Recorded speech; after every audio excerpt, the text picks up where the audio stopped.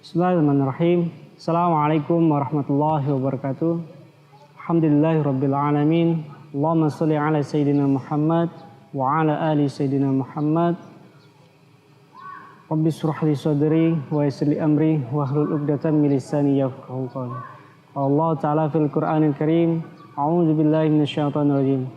Ya ayyuhalladzina amanu kutiba 'alaikumusiyam kama kutiba 'alal ladzina min qablikum la'allakum tattaqun. Alhamdulillah, puji syukur kita panjatkan kepada Allah Subhanahu wa taala. Pada hari ini Allah Subhanahu wa taala telah memberikan kita nikmat yang luar biasa, nikmat iman, nikmat Islam, dan tentunya juga nikmat kesehatan yang Allah berikan kepada kita.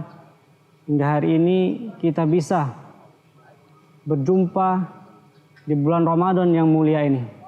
Bulan yang dimana banyak sekali keberkahan dan kemuliaan di dalamnya. Bulan yang penuh pengampunan dan pengharapan hanya kepada Allah Subhanahu wa taala. Salawat dan salam senantiasa kita curahkan kepada Nabi Allah Muhammad sallallahu alaihi wasallam, sosok teladan yang menjadi panutan kita dalam menjalani aktivitas kehidupan sehari-hari sebagai seorang mukmin dan seorang muslim yang hanya menjadikan Rasulullah sallallahu alaihi wasallam adalah sosok teladan yang sempurna. Pemirsa Sri Poko TV yang dirahmati Allah Subhanahu wa taala. Alhamdulillah kita memasuki bulan Ramadan, bulan yang penuh kemuliaan, yang mana setiap muslim berlomba-lomba untuk menjadi sosok yang lebih baik dibandingkan bulan-bulan sebelumnya. Tentu yang menjadi inspirasi kita adalah yaitu Nabi Allah Muhammad SAW.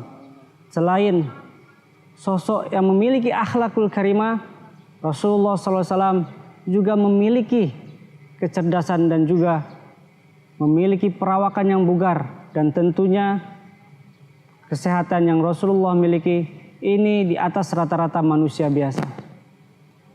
Tercatat di dalam riwayat mengatakan bahwa Rasulullah SAW hanya mengalami sakit 2 kali. Pertama, saat Rasulullah SAW mendapatkan wahyu pertama di Gua Hiro. Saat itu Rasulullah SAW mengalami demam yang tinggi. Yang kedua, pada saat Rasulullah menemui mautnya atau menjemput ajalnya. Inilah sosok teladan yang sempurna. Bagaimana Rasulullah SAW menjaga kebugarannya. Rasulullah menjadikan puasa sebagai sarana untuk menjaga kesehatannya. Di luar bulan Ramadan pun Rasulullah berpuasa, yaitu puasa sunnah yang beliau ajarkan kepada kita. Maka dalam suatu kisah dikisahkan ada seorang pemuda bernama Rukana bin Yazid, terkenal sebagai seorang yang petarung ulung yang tidak bisa terkalahkan. Suatu hari menantang seorang lelaki yang berumur. Maka dikatakan Rukana bahwa ketika kamu menang, wahai lelaki, maka kamu akan mendapatkan kambing yang akan saya berikan. Terbukti ketika terjadinya pertarungan tadi, maka Rukana bin Yazid kalah dalam 2 ronde. Ya. Ternyata lelaki berumur itu adalah Rasulullah Sallallahu Alaihi Wasallam. Ya.